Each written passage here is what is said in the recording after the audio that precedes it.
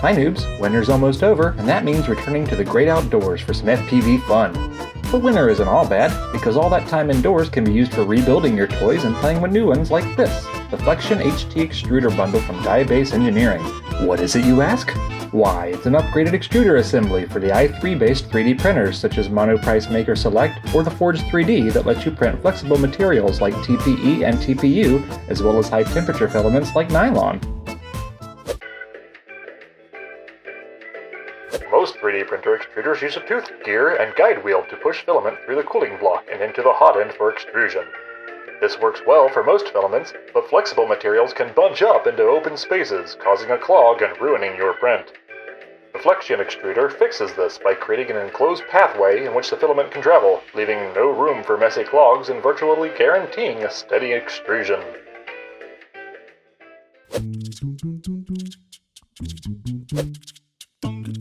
In the box is a cool logo sticker, as well as a handy sticker that you'll want to hang on to, as it's got some pretty important info we'll cover later. So we'll put that over here for now. Beneath that, you get to see all the goodies that are included with this upgrade. There are 2 wrenches for swapping nozzles, a new cooling block with a finned heatsink, a cam dial for compression control, we'll get to that in a sec, the extruder assembly, looking badass and very well made, the HT upgraded hot end with silicone insulation sleeve and a 0.4mm nozzle already installed, the standard hot end with another 0.4mm nozzle pre-installed, 4 additional nozzles to choose from, and a spare brush wheel that automatically cleans the extruder gear as you print.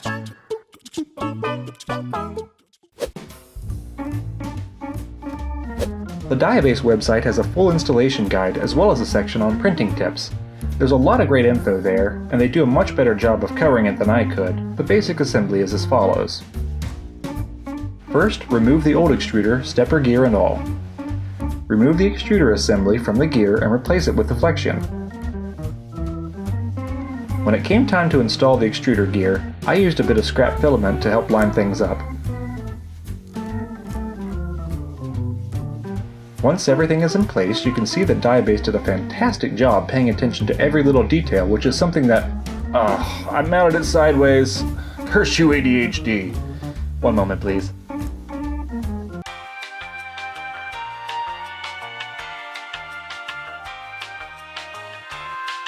With the extruder assembled and set aside, I went about installing the heating element in the hot end, setting the new cooling block in place, installing the extruder, inserting the hot end into the cooling block, and connecting everything back up. I then placed the included PTFE tubing into the hole on top to guide the filament into the extruder, slapped on the stickers, and I was ready to go.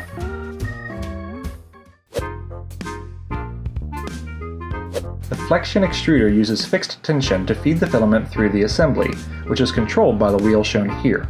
The little sticker shown earlier provides examples on which number to choose for which filament. When heated up and ready to print, you simply set the dial, insert the filament into the tube, and begin extruding.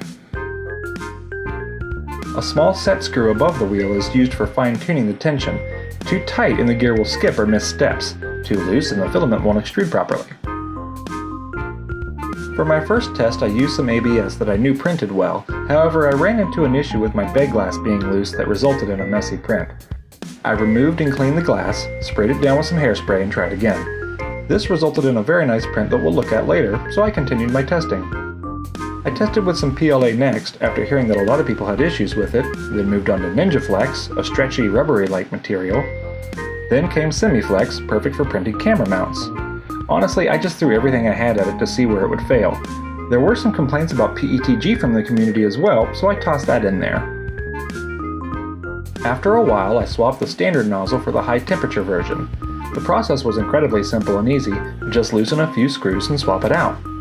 I wouldn't do it between every print, but not a big deal if you need to swap it out midday. After the swap, I put in some PC TPE flexible nylon and Tallman bridge. Technically they didn't require the HT hot end, but I wanted to see how it would do printing at higher temperatures.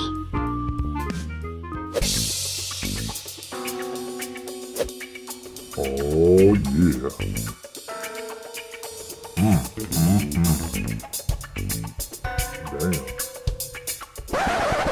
Did I make it weird? I made it weird, sorry. With a few tweaks along the way, all of my prints were not only successful, but huge improvements over the standard extruder. The flexible materials were amazing. Semi Flex is strong with a little give, and NinjaFlex just blows my mind, it's so stretchy. These two materials alone would make a huge difference in my builds and experiments, but what really surprised me though were the improvements to PLA, ABS, and the other standard materials. The layer adhesion was stronger and the prints were less blobby than before. Now a lot of this could be due to print settings, and could even be improved upon further once they're dialed in, but I worked for days on my original extruder settings and they didn't look this good, especially on my first few tries. The Flexion HT bundle comes in at just under $180, which is not cheap by any means. I keep getting asked, why would you buy a $180 extruder upgrade for a $300 printer? My first answer is, to get a $480 printer obviously, but really it's potentially worth more than that now. Between the standard and HT hot ends, I can print pretty much every filament out there, and I can print it well.